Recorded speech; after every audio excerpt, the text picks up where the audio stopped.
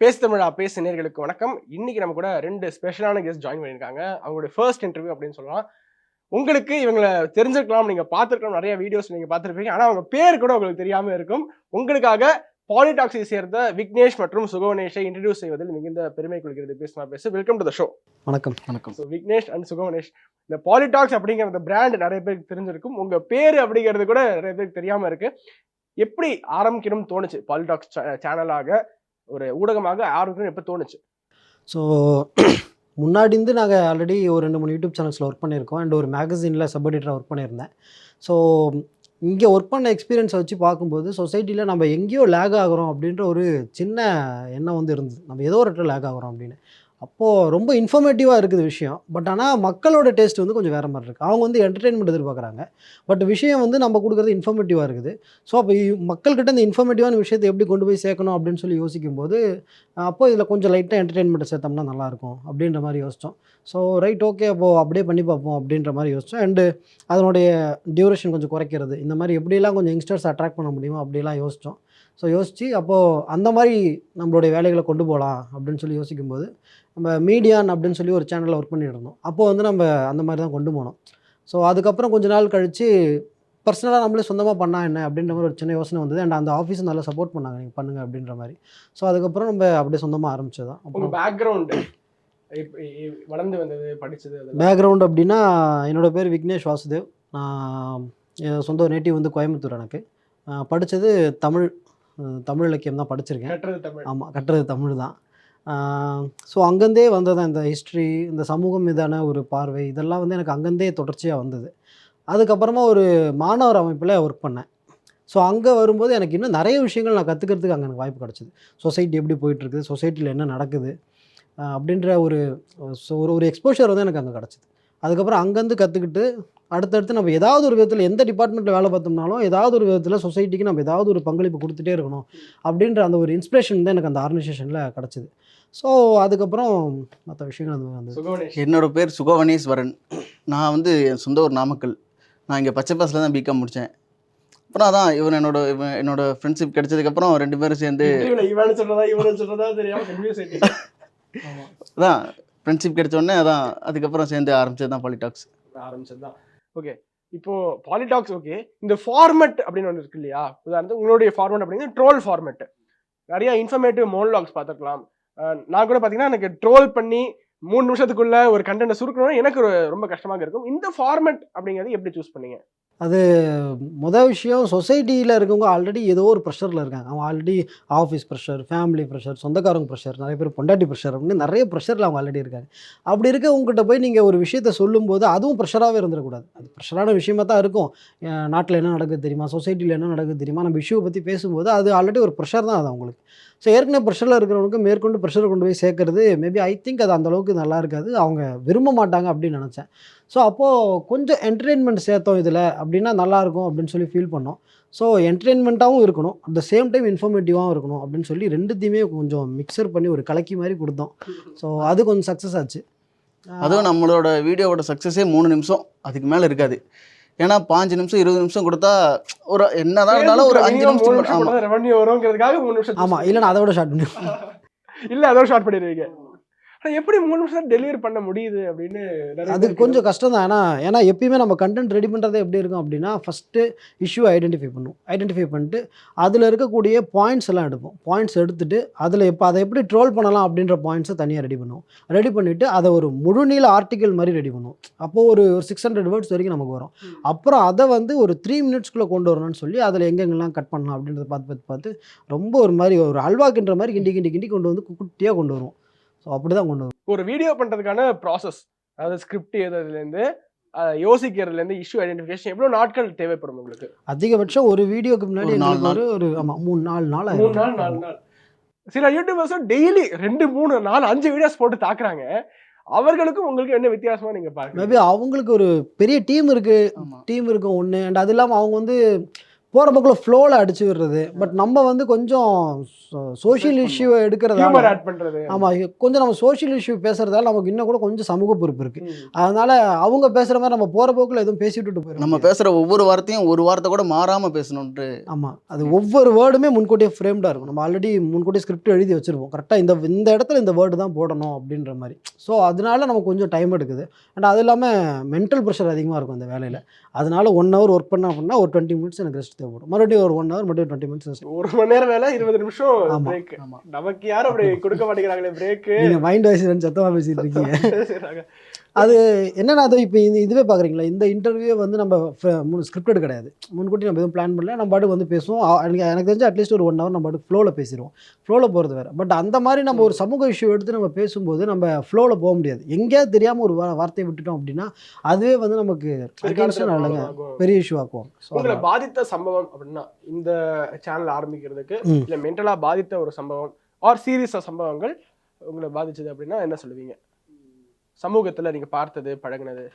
சமூகத்தில் பெரிய அளவில் என்னை பாதிச்சதுன்னு பார்த்தீங்கன்னா, ஸ்கூல் லைஃப்லேருந்தே நான் ஒரு சில இஷ்யூஸ் வந்து நான் ரெகுலராக பார்த்துட்டு வரேன்.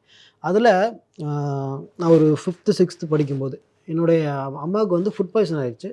ஹாஸ்பிட்டல் அட்மிட் ஆனாங்க. உயிருக்கே ஆபத்தான அளவில் சுச்சுவேஷனில் இருந்தாங்க. அந்த நேரத்தில் கொஞ்சம் ஃபினான்ஷியல் ப்ராப்ளம், ட்ரீட்மெண்ட்டுக்கு எங்களுக்கு கையில் காசு இருக்கும்போது பக்கத்தில் வேறு ஒரு ரிலீஜன் வச்சுக்கோங்களேன், அவங்க மதத்தை சொல்ல வேண்டாம், அவங்க வந்து ஹெல்ப் பண்ணுறேன் அப்படின்னு சொல்லிட்டு உள்ளே வந்தாங்க. சரி, ஓகே, ஏதோ இதில் ஹெல்ப் பண்ணுறாங்கன்னு பண்ணால் ஹெல்ப் பண்ணியாச்சு. நம்ம அதுக்கப்புறம் அவங்களுடைய பணத்தை கொஞ்சம் நாள் திரும்ப கொடுத்தாச்சு, எல்லாம் முடிஞ்சிருச்சு. அவங்க அதுக்கப்புறம் ரெகுலராக என்ன பண்ணாங்க அப்படின்னா, நீங்கள் எங்கள் கூட எங்களோட வழிபாட்டு தலத்துக்கு வாங்க, இங்கே வாங்க, இப்படியே ப்ரெஷர் பண்ண ஆரம்பித்தாங்க. நம்ம கொஞ்சம் ஓரளவுக்கு அதில் இன்ட்ரெஸ்ட் காட்டிக்கல அப்படின்னாவே அடுத்தது என்ன பண்ணிட்டாங்க அப்படின்னா, பழிவாங்கும் நடவடிக்கையில் ஈடுபட ஆரம்பிச்சிட்டாங்க. என்னோடய ஸ்கூலில் போய் எங்களை டிஃபேம் பண்ணுறது, எங்கள் ஹவுஸ் ஓனர்கிட்ட சொல்லி வீட்டை காலி பண்ண வைக்க, இந்த மாதிரி பிரச்சனை பண்ண ஆரம்பிக்கும்போது 5வது படிக்கிற பையன் அப்போ நான். அப்போ வந்து எனக்கு உள்ளுக்குள்ளே ஒரு தோண ஆரம்பிச்சது, எதுக்காக இந்த அளவுக்கு பண்ணுறாங்க அப்படின்னா, அவங்க கூப்பிட்டாங்க, அவங்க கூட நாங்கள் அவங்களோட வழிபாட்டு தலத்துக்கு வரலை அப்படின்றதால இந்த மாதிரியான ப்ரெஷர்ஸ் எல்லாம் வர ஆரம்பிச்சிது. எல்லாரையும் நான் சொல்லலை, காமனாக சொல்லலை. பட் நான் பர்சனலாக ஃபேஸ் பண்ணது அது அங்கேருந்தே ஆரம்பித்து அடுத்து காலேஜுக்கு வரேன் அப்படின்னா, காலேஜுக்கு வந்தோடனே அங்கே என்னென்னா தமிழ் டிபார்ட்மெண்ட்டு.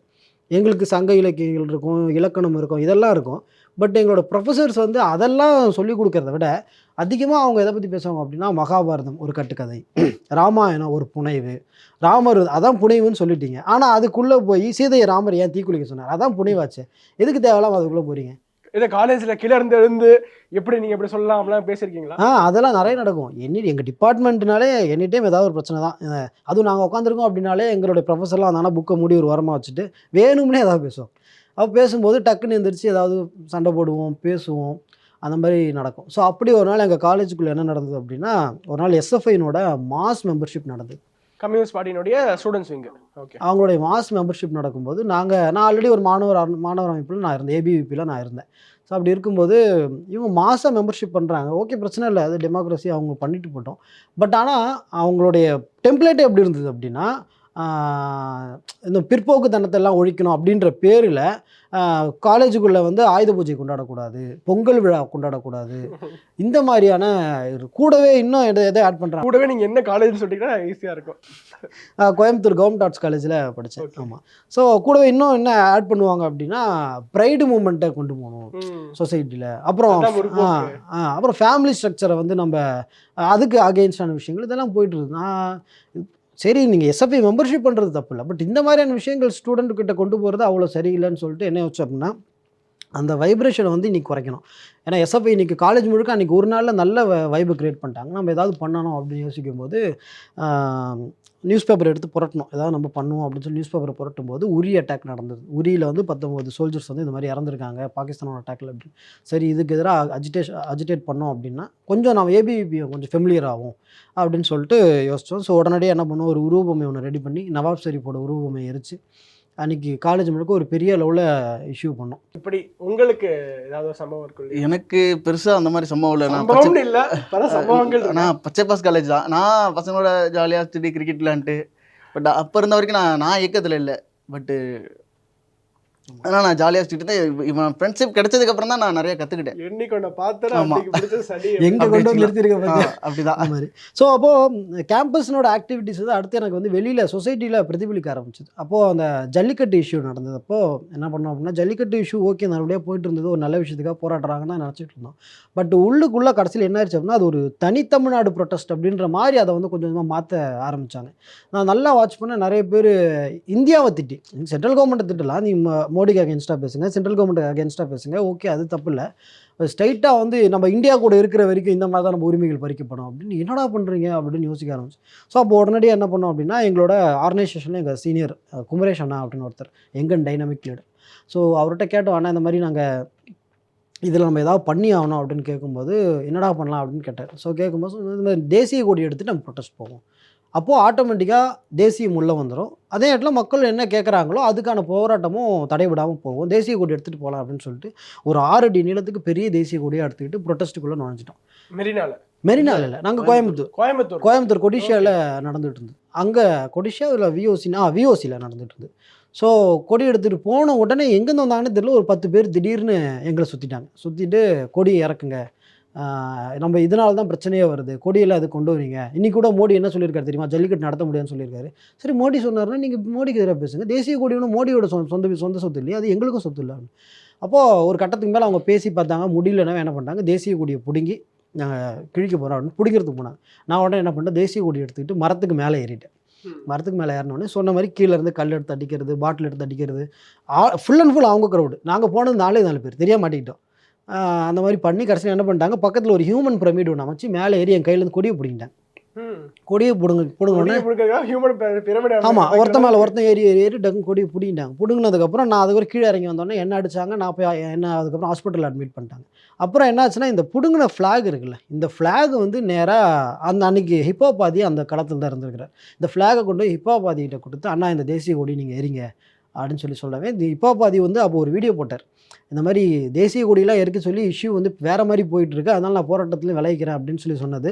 இந்த இஷ்யூக்கு அப்புறமா அவர் விலகினார். அதுக்கப்புறம் என்னாச்சு அப்படின்னா, ஸ்டேட்டு முழுக்க எல்லாருமே தேசிய கொடி எடுத்துகிட்டு இப்போ ஜல்லிக்கட்டு ப்ரொட்டஸ்ட் போக ஆரம்பிச்சிட்டாங்க. ஸோ இந்த மாதிரி நிறைய விஷயங்கள் சின்ன வயசுலேருந்து பண்ணிட்டு இருந்தது. ஓகே, நீங்கள் உங்களுடைய ஜேர்னியில் ஒரு சாட்டிஸ்ஃபைங்கான வீடியோ, இந்த ஒரு வீடியோ பண்ணதுக்கப்புறமா எனக்கு அப்படியே சந்தோஷமாக இருந்துச்சு அப்படின்னா எந்த வீடியோ சொல்லுவீங்க? அடையாறு ஏ2பி சம்பவம் தான். சம்பவம்னா என்ன? அதாவது அதான் அவர் யூடியூப் ஓனர் வந்து பெரியார்னால தான் நம்ம இப்போ இருக்கிற நார்மல் ஆளுங்க ஹோட்டல் வச்சுருக்க முடியுது அப்படின்னு ஒரு வீடியோவில் பேசியிருப்பாருன்னு நினைக்கிறேன். அதுக்கப்புறம் நாங்கள் வந்து அதான் ஒரு நரிக்குறவர் சமூகத்தை அவரை கூட்டிகிட்டு ஹோட்டலுக்கு போக ட்ரை பண்ணோம். ஆனால் விடாததான் நாங்கள் வீடியோ எடுத்து போட்டதுக்கப்புறம் அவங்க நேரடியாக அதை வீடியோ போட்டு அதுக்கப்புறம் அவர் எங்களுக்கு மெசேஜ் பண்ணி அந்த வீடியோவை டெலிட் பண்ண சொன்னாங்க. ஆமாம், அதுக்கப்புறம் ஓகே அவங்க பேசினாங்க. சரி அவங்க சைடில் விளக்கம் கொடுத்தாங்க. சரி ஓகே, நமக்கும் வீடியோ ஓரளவுக்கு ஒரு 1 மில்லியன் ரீச் வரைக்கும் போயிடுச்சு. மக்கள்கிட்ட கொண்டு போகிற அளவுக்கு கொண்டு போயிட்டோம். யூடியூப்பில் இருக்குது, ஃபேஸ்புக்கில் இல்லை. அண்டு எனக்கு பர்சனலாக சாட்டிஸ்ஃபைங் வீடியோ அப்படின்னா 2 வீடியோ இருக்குது. அதில் ஒன்று வந்து நம்ம அந்த 9 நாளில் எந்திரிச்சு நடந்ததுன்னு சொல்லி ஒரு பையன் சொல்லியிருப்பான். அந்த வீடியோ வந்து நிறைய காமன் ஆடியன்ஸ்கிட்ட விழிப்புணர்வு ஏற்படுத்துச்சு. எந்த அளவுக்கு ஒரு ஸ்கூல் படிக்க வேண்டிய பையன், ரைம்ஸ் படிக்க வேண்டிய ஒரு பையன், அவனுக்குள்ளே எந்த மாதிரியான விஷயங்கள் இருக்கணும், அவனுக்குள்ளே சொசைட்டியை பற்றி ஒரு வியூ இருக்கலாம், குடும்பத்தை பற்றி வியூ இருக்கலாம், ஃப்யூச்சரில் நான் டாக்டர் ஆக போகிறேன், கலெக்டர் ஆக போகிறேன், இந்த மாதிரி ஒரு வியூ இருக்கலாம். பட் அந்த பையனுடைய மனசில் இந்த அளவுக்கு ஒரு மத அடிப்படைவாதத்தை விதைச்சிருக்காங்க அப்படின்னா அது எவ்வளோ பெரிய விஷயம். ஸோ அதை பற்றி நம்ம ட்ரோல் பண்ணி ஒரு வீடியோ போட்டோம், மக்கள்கிட்ட நல்ல ரீச் போயிருந்தது. அது எனக்கு சாட்டிஸ்ஃபைங்கான வீடியோ ஒன்று. இன்னொன்று, ராஜராஜ சோழன் பற்றி வெற்றிமாறன் ஒரு இன்டர்வியூ ஒன்று கொடுத்துருந்தார். ராஜராஜ சோழன் வந்து ஹிந்து இல்லை அப்படின்னு சொல்லியிருந்தார். அப்போ நம்ம என்ன பண்ணோம் அப்படின்னா, ஆர்கியாலஜி ஸ்டூடெண்ட்ஸ் 2 பேரை கூட கூட்டிக்கிட்டு நாங்களும் கூட போயிட்டு அன்றைக்கி அந்த கோயில் முழுக்க கிட்டத்தட்ட ஒரு 8 ஹவர்ஸ் 9 ஹவர்ஸுக்கு மேலே கோயில் முழுக்க ரிசர்ச் பண்ணோம். ஒவ்வொரு கல்வெட்டையும் விடாமல் படித்து எங்கெங்கே என்னென்ன விஷயங்கள்லாம் இருக்குது அப்படின்னு பார்த்து ரிசர்ச் பண்ணி பாயிண்ட்ஸ் எடுத்துக்கிட்டு அதுக்கப்புறமா அதை பற்றி ஒரு வீடியோ ஒன்று போட்டோம். வீடியோ வைடாக நல்ல ரீச் போச்சு. வீடியோ மில்லியன்ஸில் ரீச் போச்சு. போனதுக்கப்புறமா வீடியோ எனக்கு சாட்டிஸ்ஃபைங்காக இல்லை. பட் ஆனால் விஷயம் எங்கேருந்து வந்தது அப்படின்னா, தூத்துக்குடி ஆத்தூரில் உப்பளத்தில் வேலை பார்க்கக்கூடிய ஒரு சாதாரண ஒரு நபர், அவர் அந்த வீடியோ பார்த்துருக்கிறார். அவர் பார்த்துட்டு எங்களுடைய ஆர்கனைசேஷனோட கார் டிரைவர் ஒருத்தர் இருக்கார், அவரோட சொந்தக்காரர் போல், அவருக்கு அந்த வீடியோ அனுப்பிச்சு இந்த வீடியோ பாரு நல்லா இருக்குது அப்படின்னு சொல்லியிருக்காரு. உடனே டிரைவர் பார்த்துட்டு இது நமக்கு தெரிஞ்ச தம்பி தான் அப்படின்னு சொல்லி ஃபோன் பண்ணி எங்கிட்ட கொடுத்தாரு. கொடுக்கும்போது அவர் சொன்னார், நேற்று வரைக்கும் தம்பி உங்கள் வீடியோ பார்க்குறதுக்கு முன்னாடி வரைக்கும் வெற்றிமாறன் சொன்னது உண்மைன்னு தான் நினச்சிட்டு இருந்தேன். அவன் அந்த காலத்தில் சைவம் வைணவம் தானே இருந்தது. அப்போ அவர் சொல்கிற கரெக்டு தானே அப்படின்ற மாதிரி தான் நினச்சிட்டு இருந்தேன். பட் உங்கள் வீடியோ பார்த்ததுக்கப்புறம் எங்கள் ஹோல் ஃபேமிலியே உங்கள் சைடு மாறிட்டோம், அவ்வளோ பர்ஃபெக்டாக இருக்குது, உங்களை மாதிரி ஆளுங்க இல்லைன்னா எங்களை மாதிரி படிப்பறிவு இல்லாதவங்க எப்படி தெரிஞ்சுக்கிறது அப்படின்னு சொன்னபோது அது உண்மையாக பெரிய நிகழ்ச்சியாக இருந்தது. நம்ம பண்றது பயனுள்ளதாக இருக்குன்னு உங்களுக்கு. ஸோ அதெல்லாம் எனக்கு திருப்தியாக இருந்தது. ஒருவேளை இந்தியன் பிரைம் மினிஸ்டரே கால் பண்ணி தம்பி உங்கள் வீடியோ நல்லா இருக்குது அப்படின்னு சொல்லியிருந்தாருனா கூட எனக்கு அந்தளவுக்கு சந்தோஷம் வந்துருமான்னு தெரியல. ஏன்னா என்னுடைய டார்கெட்டட் ஆடியன்ஸ் அந்த ஒன்றும் அவங்களுக்கு எப்படியா விழிப்புணர்வு ஏற்படுத்தணும். அது கரெக்டாக நடந்ததால எனக்கு அன்றைக்கி ரொம்ப ஹாப்பியாக ஃபீல் பண்ணேன். ஓகே, நீங்கள் போன வருஷம் என்ன சொன்னீங்க, என்னன்னா எல்லாரும் வீடியோ லிங்கை ஷேர் பண்ணாம டவுன்லோட் பண்ணி ஷேர் பண்ணிட்டு இருக்காங்க, எங்க பார்த்தாலும் உங்க வீடியோ இருக்கு, ஆனா உங்க யூடியூப் பேஜ்ல போய் பார்த்தோம்னா அந்த அளவுக்கு ரீச் இருக்காது. இப்போ அந்த பிரச்சனை இருக்கா? இன்னும் இருக்கு. கடைசி வீடியோ கூட ட்விட்டர்ல யாரோ எடுத்து போட்டாங்க, எல்லாருக்குமே டவுன்லோட் பண்ணி ஷேர் 1 lakh ரீச், நல்ல ரீச். ட்விட்டர் பயங்கர. இப்போ ரீசெண்டாக என்ன வீடியோ போட்டோம், சூர்யா பத்தி பயங்கர ரீச். பட் ஆனா நம்ம பேஜ்ல அந்த அளவுக்கு ரீச்சே இல்லை. அதான் அவங்க அதீதமான அன்பில் பண்ணுறாங்க, நம்மளால் தடுக்கவும் முடியறதில்ல. நம்ம முடிஞ்ச வரைக்கும் சொல்லிடுவோம், மெசேஜ் பண்ணிடுவோம், இந்த மாதிரி டவுன்லோட் பண்ணி ஷேர் பண்ணாதீங்க அப்படின்னு. ஏன்னா நம்ம வந்து வெளியில் ஃபண்டிங் யார்ட்டையும் வாங்குறதில்ல. நமக்கு வந்து ஒன்லி யூடியூப் ஃபேஸ்புக்கில் ஜென்ரேட் ஆகிற ரெவன்யூ மட்டும்தான். அது இல்லாமல் வேறு நமக்கு ஸ்மார்ட்னு ஒரு ஆர்கனைசேஷன் இருக்காங்க, அவங்க வந்து அப்பப்போ ஏதாவது நம்ம வீடியோஸ் போட்டோம் அப்படின்னா அதுக்கு அவங்க சைட்லேருந்து என்ன சப்போர்ட் பண்ணுவோம் அதை பண்ணுவாங்க, அவ்வளோதான்.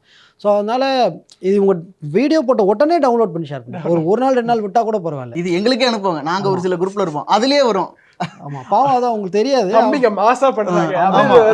எனக்கே ஒரு சிலர் அப்படியே சிரிச்சுட்டு உட்காந்து போயிடுது. ஒருத்தர் ஒரு நாள் சந்திக்கும் போது, தம்பி உன் வீடியோ நல்லா ரீச் போயிருக்குமே அப்படின்னாரு. நல்லா போயிருக்குச்சு, ரெகுலராக போகிறது அறிஞ்சு அப்படின்னா. இல்லைப்பா நான் அதுக்கு முக்கியமான காரணம் அப்படின்னாரு. அப்படியே அது எனர்ஜி பண்ணேன். நான் ஒரு 20,000 பேர்கிட்ட ஷேர் பண்ணப்பா. 20,000? ஆமாம், 20,000 பேருக்கு எப்படி ஜி பண்ணீங்க அப்படின்னா, நான் ஒரு நிறைய குரூப்பில் இருக்கேன், என் கான்டாக்ட்லேயே கிட்டத்தட்ட ஒரு 10,000 பேர்கிட்ட இருக்காங்க, எல்லாருக்கும் ப்ராட்காஸ்ட் போட்டு அனுப்பிச்சுட்டு இருக்காங்க. ப்ராட்காஸ்ட்டில் லிங்காக ஷேர் பண்ணாரா டவுன்லோட் பண்ணி ஷேர் பண்ணாரு, எப்படி ஜி அனுப்புனீங்கன்னு கேட்டேன். டவுன்லோட் பண்ணி அனுப்பிட்டா எல்லாருக்கும் அப்படின்னா, நீ வீடியோ போட்டு அடுத்து 10 நிமிஷம் அனுப்பிட்டுப்பா அப்படின்னாரு. இவருக்கு என்னன்னு சொல்லு, சரி பேர் அனுப்பலாம் பண்ணுறாரு, பண்ணாதீங்கன்னு சொல்லவும் முடியல. நீங்க இத்தனைக்கும் அதிலேயே மென்ஷன் பண்ணிருப்பீங்கன்னு நினைக்கிறேன், வீடியோ போடும்போதே தயவு செய்து லிங்கை பகிரவும். 1-2 வீடியோஸ்ல போட்டோம், லிங்கை மட்டும் பகிருங்க, டவுன்லோட் பண்ணி போடாதீங்க அப்படின்னு சொல்லி அதையும் டவுன்லோட் பண்ணி போட்டாங்க.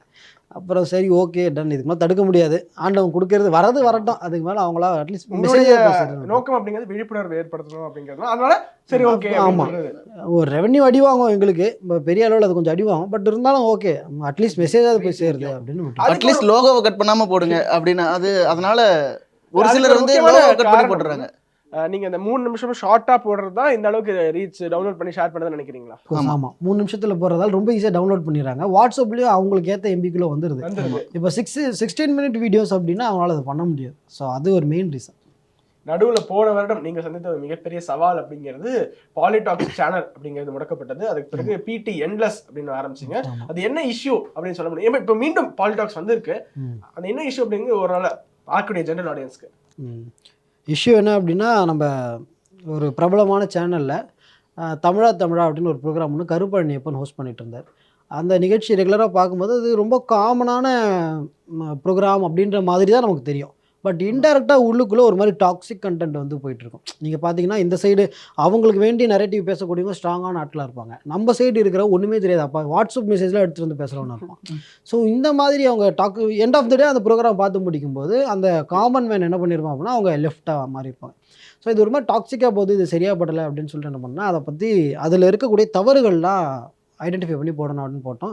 அதில் குறிப்பாக அந்த மதிவதரின்னு ஒருத்தவங்க வந்து என்ன பண்ணாங்க அப்படின்னா, சங்க இலக்கியத்தில் லிவிங் டுகெதர் இருக்குது அப்படின்னு உருட்டி விட்டாங்க. எனக்கு நெஞ்சே அடிச்சிருச்சு. நான் தமிழ் ஸ்டூடெண்ட்டு, சங்க இலக்கியத்தில் எங்கடா இருக்குன்னா அதுக்கு ஒரு இலக்கணத்துலேருந்து ஒரு இலக்கியத்துலேருந்து ஒரு ஆதாரம் வேறு காட்டினாங்க. அவங்க அந்த பாட்டுக்கும் லிவிங் டுகெதருக்கும் சம்மந்தமே இல்லை, பட் அவங்க அதை ஆதாரமாக காட்டாங்க. ஸோ அதை ட்ரோல் பண்ணி ஃபஸ்ட்டு வீடியோ அங்கே தான் நம்மளுக்கு ஸ்டார்ட் ஆச்சு. ஸோ அதை இந்த மாதிரி ட்ரோல் பண்ணி போட்டு ரெகுலராக ஒரு 7-8 வீடியோ கூட போட்டோம். மொத்தமாக எல்லா வீடியோட ரீச்சும் சேர்த்து பார்க்கும்போது ஒரு 40 மில்லியனுக்கு மேலே ரீச். ஒவ்வொரு வீடியோ 8 மில்லியன், ஒரு வீடியோ 3 மில்லியன், ஷார்ட்ஸ்லாம் நல்ல ரீச். ஆமாம், ஷார்ட்ஸ் எல்லாம் பார்க்கும்போது அதெல்லாம் சேர்க்கும்போது கிட்டத்தட்ட ஒரு 40 மில்லியன்ட்டு நமக்கு நல்ல ரீச் போயிருந்தது. ஸோ இதனால் அந்த ப்ரோக்ராம் கொஞ்சம் நாளில் இது நம்மளை பார்த்து நிறைய பேர் போட ஆரம்பித்தோடனே அதுக்கப்புறம் நமக்கு மெயில் பண்ணியிருந்தாங்க இந்த மாதிரி வீடியோ எடுத்துருங்க. ஆமாம், அவங்க வந்து ரீஷெடியூல் பண்ணிட்டாங்க ப்ரோக்ராமை, கருப்பண்ணி அப்படின்னா வெளியே அனுப்பிட்டாங்க. அனுப்புனதுக்கப்புறமா நமக்கு மெயில் பண்ணாங்க, இந்த மாதிரி இந்த வீடியோஸ் எல்லாம் நீங்கள் டிலீட் பண்ணணும் அப்படின்னு சொல்லி கேட்டிருந்தாங்க. நம்ம வந்து அவங்க இன்னமும் அந்த ஷார்ட்ஸ் எல்லாம் கட் பண்ணி போட்டுட்ருக்காங்கன்னு சொல்லிட்டு வேண முடியாது அப்படின்ற மாதிரி தான் நம்ம நினச்சோம். அப்புறம் என்ன பண்ணிட்டாங்கன்னா, அவங்க ஒரு கம்பெனி ஆப்ளெக்ஸ் இந்தியா ப்ரைவேட் லிமிடெட்னு ஒரு கம்பெனி, அவங்கள வச்சு ஸ்ட்ரைக் அடித்து சேனலை க்ளோஸ் பண்ணிட்டாங்க. க்ளோஸ் பண்ணதுக்கப்புறம் நம்ம எவ்வளோ ட்ரை பண்ணோம், நம்ம மினிஸ்ட்ரியில் பேசலாம் அப்படின்னு ட்ரை பண்ணோம், இன்ஃபர்மேஷன் ப்ராட்காஸ்டிங் மினிஸ்ட்ரிக்கிட்ட பேசி பார்த்தோம். அப்புறம் 2-3 பேர் வச்சு நம்ம பர்சனல் கான்டாக்டில் ட்ரை பண்ணி பார்த்தோம், பெருசாக முடியல. அப்போது ஒரு கட்டத்துக்கு மேலே என்ன பண்ணுறதுனே தெரியல. அப்போது அந்த ஒரு சூழல்ல உங்க மனநிலை எப்படி இருந்துச்சு? இவ்வளவு நாளா கட்டி எழுப்புறது மனநிலை வந்து எப்படி இருந்தது அப்படின்னா, என்னை சுற்றி இருக்கிறவங்க கொஞ்சம் டல் ஆகிட்டாங்க. என்னோடய ஃப்ரெண்ட்ஸ் எல்லாம் வந்து என்னண்ணா இப்படி ஆயிடுச்சு அப்படின்னு சொல்லி சொன்னாங்க. பிளாக் ஆகிடுச்சுன்னு தெரிஞ்சோடனே நாங்கள் பண்ண வேலை போய் ஒரு ஆளுக்கு 2 பிரியாணி சாப்பிடுவோம் அப்படின்னு. என்னண்ணா பிளாக் ஆகிடுச்சு பிரியாணி சாப்பிட்லான்னு சொன்னால், பாலிடாக்ஸ் நம்ம உருவாக்குனது, பாலிடாக்ஸ் நம்மள உருவாக்கல. இந்த மாதிரி இன்னும் 100 பாலிடாக்ஸ் கூட உருவாக்க முடியும், கவலைப்படாதீங்க பார்த்துக்கலாம் அப்படின்னு சொல்லிட்டு கிளம்பிட்டு அதுக்கப்புறம் இந்த இஷ்யூஸ் எல்லாம் நடந்தது. நம்ம எவ்வளோ ட்ரை பண்ணோம், முடியல. அப்புறம் இதுக்கு மேலே நான் முடியாது அப்படின்னு சொல்லிட்டு என்னன்னா, எதாக இருந்தாலும் ஸ்ட்ரைட்டாக மேலே இருக்கவங்கள்ட்ட பேசிக்கலாம் அப்படின்னு சொல்லிட்டு கார் எடுத்துகிட்டு திருப்பதி கிளம்பிட்டோம். திருப்பதிக்கு போயிட்டு சாமி கும்பிட்டுட்டு, சேனல் வந்து ரெக்கவர் ஆகணும் திரும்ப வரணும் அப்படின்லாம் நான் வேண்டலை. அதெல்லாம் கேட்க மாட்டேன். என்ன பண்ணணும் உங்களுக்கு தெரியும், நீங்கள் பார்த்துங்க அப்படின்னு சொல்லிட்டு சாமிக்கிட்ட நேரடியாக 1-to-1 கான்டாக்ட் வச்சு சொல்லிட்டு வந்துட்டேன். ரிட்டன் வரும்போது கீழே அலமேலு மங்காபுரத்தை தாண்டலை, அதுக்குள்ளே ஒரு ஃபோன் கால் ஒன்று வந்தது. கால் பண்ண ஒரு பேர் ஆனந்த் சீனிவாசன். ஓகே, கனெக்ட் பண்ணிட்டே வாங்க. ஆனந்த் சீனிவாசன் கால் பண்ணார். கால் பண்ணி என்னப்பா சேனல் எப்படி, எல்லாம் கால் பண்ணால் நல்லா இருக்கேன்னு தான் கேட்பாங்க. அவர் சம்மந்தமே இல்லாமல் சேனல் எப்படி இருக்குன்னு கேட்டார். நான் இந்த மாதிரி இஷ்யூ ஓடிட்டுருக்குன்னு சொன்னால் முன்னாடியே சொல்லக்கூடாதப்பா அப்படின்னு சொல்லிட்டு, சரி இரு நான் ஒருத்தர் நம்பர் தரேன் அப்படின்னு சொல்லி முத்துராமன் அப்படின்னு ஒரு நம்பர் கொடுத்தார். கனெக்ட் பண்ணுங்க, எல்லாமே பெருமாள் பேர் வரும். அவர்கிட்ட பேசி எல்லாம் சரியாக போயிடும் அப்படின்னு சொல்லி சொன்னார். சரி ஓகேன்னு உடனே அவருக்கு கால் பண்ணி விஷயத்த சொன்ன உடனே அடுத்து ஒரு 10 டேஸுக்குள்ளே அவங்க முடிச்சு கொடுத்துட்டாங்க. எல்லா ப்ராப்ளமும் சால்வ் ஆகிடுச்சு. அவங்க ஸ்ட்ரைட்டாக ஜி நெட்வொர்க்கிட்ட பேசி அவங்க அந்த 8 வீடியோ மட்டும் டிலீட் பண்ணிடுங்க, நாங்கள் சேனல் விட்டுறோம் அப்படின்னு சொல்லி சொன்னாங்க. அப்புறம் ஓகே ஆகி சேனல் ரெக்கவர் ஆயிடுச்சு. ஸோ இந்த சம்பவம் அந்த நேரத்தில் நடந்தது. அதுல ஒரு சின்ன ரிலீஃப் என்னன்னா, நல்லவேளை யூடியூப் பேஜ் தான் பிளாக் ஆச்சு, ஃபேஸ்புக் பேஜ் பிளாக் ஆகல. அப்போ வந்து எங்களுக்கு ரெவென்யூ வந்து ஃபேஸ்புக்ல இருந்து அதிகம் வந்துட்டு இருந்தது. யூடியூப் ரீச்சோட நமக்கு ஃபேஸ்புக் தான் நல்ல ரீச் இருந்தது. ஸோ அதனால் பெரிய அளவில் ஃபேஸ்புக்கில் எதுவும் இஷ்யூ வராதால நமக்கு அது வரைக்கும் ஓகேன்ற மாதிரி இருந்தது. உங்களுடைய மெசேஜ் இந்த நேஷனலிஸ்டிக் கண்டென்ட் கிரியேட்டர்ஸ்க்கு ஏதாச்சும் மெசேஜ் சொல்ல விரும்புறீங்க? செல்ஃப் சஃபிஷியண்டாக இருக்க முடியுமா அப்படிங்கிறது அவங்களுடைய கேள்வியாக இருக்கு. வெறும் இது மட்டும் பண்ணிக்கிட்டு செல்ஃப் சஃபிஷியண்டாக இருக்கலாமா, தைரியமாக துணிந்து இறங்கலாமா, நமக்கு ஏதாவது மிரட்டல்கள் வருமா, உருட்டல்கள் வருமா அப்படின்னு நிறைய பேர் பயப்படுறாங்க. நீங்க சந்தித்த சவால்கள், இந்த மாதிரி மிரட்டல் உருட்டல்லாம் வந்திருக்கா? நேரில் பார்த்தீங்களா, ஃபோன் கால்ஸில் அந்த மாதிரி? மிரட்டல் வந்திருக்கு. கடைசியாக ஒரு இஸ்ரேல் சம்மந்தமாக ஒரு வீடியோ போட்டோம். அதுக்கு எனக்கு தெரிஞ்சு நம்ம வீடியோவில் ஃபேஸ்புக்லேயே போய் பார்த்தீங்கன்னா தெரியும், கிட்டத்தட்ட 12,000 கமெண்ட்ஸ். அது கமெண்ட்ஸ் மட்டும், மெசேஜ் மட்டும் பர்சனலாக பாலிடாக்ஸ்க்கு ஒரு 150 மெசேஜ் வந்திருக்கும். என்னன்ட்டு மிரட்டல் பத்தி போட்டதுக்காக எதற்காக உங்களை மிரட்டணும் அப்படிங்கிறத அந்த தெளிவு மக்களுக்கு இருந்தால் நமக்கு வேலையே இல்லையா? நாங்கள் இந்தியாவை தான் சப்போர்ட் பண்ணுவோம் அப்படின்ற மாதிரி மட்டுமே மக்கள் இருந்திருந்தாங்க அப்படின்னா நமக்கு வேலையே இல்லை. நான் எந்த மக்கள் சொல்கிறேன்னு புரியும் உங்களுக்கு. ஸோ அவங்க எல்லாருமே வந்து நீ எப்படி, நாங்கள் இஸ்ரேலுக்கு சப்போர்ட் பண்ணி பாலஸ்தீனை ட்ரோல் பண்ணி போட்டோம். அது உடனே உன்னை வெட்டியே திருவோம் அட்ரஸ் சொல்லு அப்படின்னாங்க. ஆடியோவில் வேறு கெட்ட வார்த்தையில் திட்டி உன்னை வெட்டணும், உனக்கு வந்து உன் அட்ரஸை சொல்லு, எந்த ஏரியா, நீ என்ன ஏதுன்னு இப்படியே தான் வந்தது. அதுக்கப்புறம் கரெக்டாக அந்த சமீபத்தில் ஒரு நாள் மெட்ரோவில் போயிட்டுருக்கும்போது அங்கே 2 பேரை பார்த்தேன்.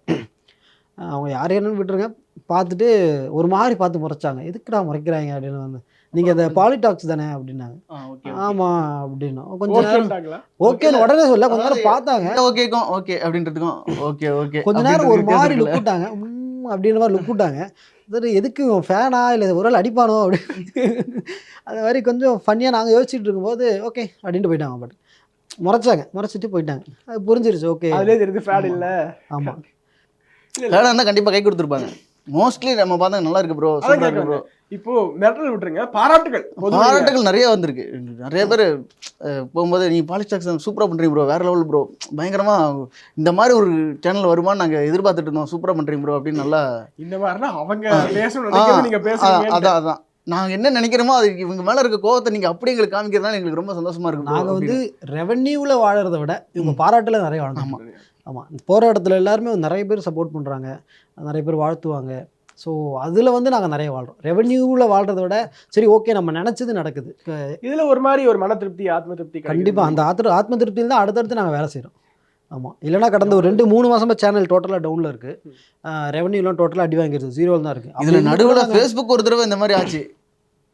ஃபேஸ்புக் ஒரு தடவை ஆச்சு, கிட்டத்தட்ட அது ஒரு 4 மணி நேரத்தில் ரெக்கவர் ஆயிடுச்சு. அதுக்கப்புறம் நம்ம அதே டெக்னிக்கல் டீம்கிட்ட சொல்லி உடனே சொன்னதுனால ரெக்கவர் ஆச்சு. அப்போ தான் நாங்கள் ரொம்ப உடஞ்சி போயிட்டோம், கிட்டத்தட்ட அந்த 4 மணி நேரம். ஆமாம், கிட்டத்தட்ட ஒரு 4 ஹவர்ஸ். அப்பயும் அதே மாதிரி தான் அந்த ஸ்பிரிச்சுவலான விஷயங்கள் தான் நடந்தது. திடீர்னு பார்த்துக்கிட்டே இருந்தோம், ஃபேஸ்புக் சர்ச் பண்ணுறோம், வரல. என்னன்னு பார்த்தா நாங்கள் ஒரு 2-3 பேருக்கு தெரிஞ்ச பசங்களும் ஃபோன் பண்ணி மாதிரி சேனல் வருதான்னு பாடுறா, எங்களுக்கு வரல, ஒரு பாடுறா ஒரு பதட்டத்தில் கேட்டு யாருமே வரலன்றாங்க.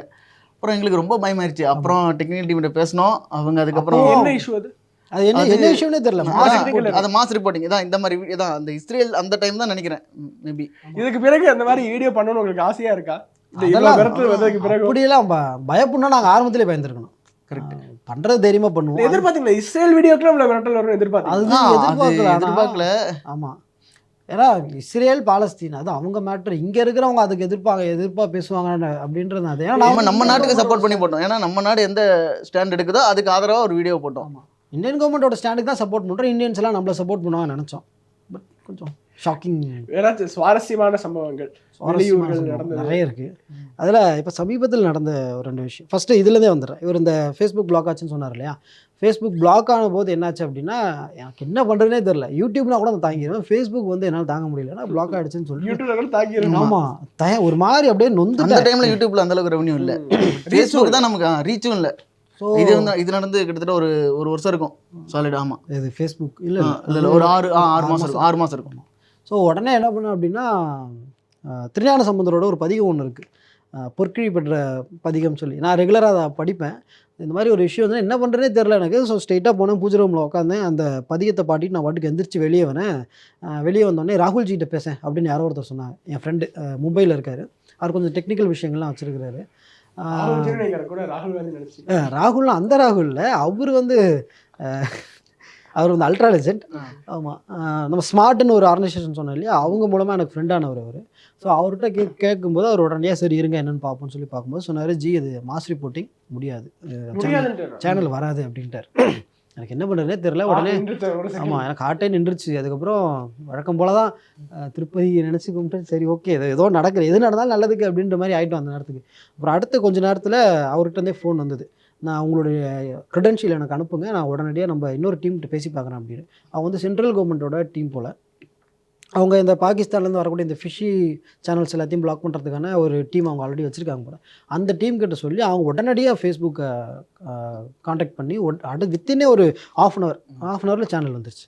எனக்கு அதுக்கப்புறம் தான் அப்பாடான்றது. ஸோ அது வந்து ஒரு மாதிரியான சம்பவம். சுவாரஸ்யமான விஷயங்கள்லாம் இன்னொரு சம்பவம். இப்போ வந்து லேட்டஸ்ட்டாக இந்த வரலாற்று ஆராய்ச்சிக்காக நாங்கள் போயிருந்தோம். ரீசெண்ட் வீடியோலாம் பார்த்தோம். ஆமாம், தஞ்சாவூர் கும்பகோணம் அந்த சர்க்கிளில் சுற்றிட்டு இருக்கும்போது பராந்தக சோழன் காலத்தில் கட்டப்பட்ட ஒரு கோயில். அது இப்போ எப்படி இருக்குது, எங்கே இருக்குது யாருக்குமே தெரியாது. கூகுள் மேப்பில் எதுக்கும் தேடி பார்ப்போம்னு சொல்லி தேடி பார்த்தேன். அவர் வச்ச பேர் வந்து ஜடாமுடி மகாதேவர் திருமங்கலம் அப்படின்றது அவர் வச்ச பேர். பட் இப்போ வந்து சடையார் கோயில் அப்படின்ற பேரில் இருக்குது போல். நான் அந்த பேர்லேயே தேடி பார்த்தேன். ஒரு மகாதேவர் கோயில் ஒன்று அந்த லொக்கேஷனில் இருந்ததால் சரி அந்த கோயிலை தேடி போவோம் அப்படின்னு சொல்லிட்டு நைட் ஒரு 8 மணி இருக்கும். நைட் நாங்கள் கார் எடுத்துகிட்டு போயிட்டோம். பார்த்தா அது ஃபாரஸ்ட். ஒரு பக்கம் காவிரி ஓடுது, இன்னொரு பக்கம் காடு. மனித நடமாட்டமே ஒரு 5 கிலோமீட்டர் கிடையாது. தெரியாமல் அந்த இடத்துக்கு நாங்கள் போயிட்டோம். வெளிச்சம் கூட நடுக்காட்டில் போய் சிக்கிட்டோம். பட் இருந்தாலும் கோயிலை பார்த்துடணும் அப்படின்ற வைராக்கியத்தில் காரை இதுக்கு மேலே போகாது அப்படின்னு காரை நிறுத்திட்டு ஃபோனோட ஃப்ளாஷ் லைட் ஆன் பண்ணி காட்டுக்குள்ளே ட்ராவல் பண்ணிகிட்டு இருக்கோம். கொஞ்சம் தூரம் போயிட்டே இருக்கும்போது காட்டுக்குள்ளேருந்து ஒரு குரல் ஒன்று கேட்குது, யார் வேணும் அப்படின்னு சொல்லி குரல் கேட்டுச்சு. நாங்கள் சரி யாரோ ஆளுங்க இருக்காங்கன்னு ஒரு சந்தோஷத்தில், ஆமாம் நாங்கள் இந்த மாதிரி ஒரு கோயில் தேடி வந்தாங்க அப்படின்னா, எந்த கோயில் அப்படின்னு கேட்டாங்க. அந்த மாதிரி இந்த சடைமுடி மகாதேவர் திருமங்கலம்னு சொல்லி 1000 வருஷத்துக்கு முன்னாடி பேர், இப்போ எப்படி இருக்குன்னு தெரியல அப்படின்னா, சடையார் கோயில் இப்போ அதுக்கு பேர் அப்படின்னார். உள்ளேருந்து குரல் கேட்டுச்சு. சரி ஓகே, அது அந்த கோயில் தாங்க தேடி வந்தோன்னா, அந்த கோயில் இங்கே கிடையாது, அது இங்கேருந்து 2 கிலோமீட்டர் இப்படியே நீங்கள் போனீங்க அப்படின்னா, காட்டுக்குள்ளேயே போனீங்கன்னா 2 கிலோமீட்டர் தள்ளி உள்ள அதை மட்டும் ஆர்கியாலஜிக்கல் சர்வே ஆஃப் இந்தியா வந்து இப்போ அதை பாதுகாத்து வச்சுருக்காங்க. காம்பவுண்ட் சோடு தெரியும், போய் பாருங்கள், ஆனால் நைட்டில் இந்த ஏரியாவில் இருக்காதையும் கிளம்பிடுங்க அப்படின்னு சொல்லிட்டார். நான் சரி ஓகேன்னு சொல்லிட்டு நாங்கள் கிளம்பிட்டோம். அங்கே உங்கள் பேர் என்னங்கன்னு சொல்லி கேட்டேன். என் பேர் சக்திவேல் அப்படின்ட்டு அவர் போயிட்டார். நாங்களும் கிளம்பி வந்து அந்த கோயிலை பார்த்துட்டோம். நான் மறுநாள் கூகுள் லொக்கேஷன் ஏன் நமக்கு தப்பாக காட்டுச்சு அப்படின்னு சொல்லிட்டு அந்த கூகுள் லொக்கேஷன் போய் தேடி பார்க்குறேன். நான் வரப்பு மேலே நின்னேன், கீழேருந்து குரல் கேட்டுச்சு. அந்த குரல் கேட்டு தான் நான் அப்படியே அங்கேருந்து ரிட்டன் போனேன். பட் ஆனால் அந்த குரல் கேட்காமல் இருந்தது அப்படின்னா நான் வரப்புலேருந்து கீழே இறங்கியிருப்பேன். கீழே வந்து ஒரு பெரிய நிலக்கிணறு ஒன்று இருந்திருக்கு.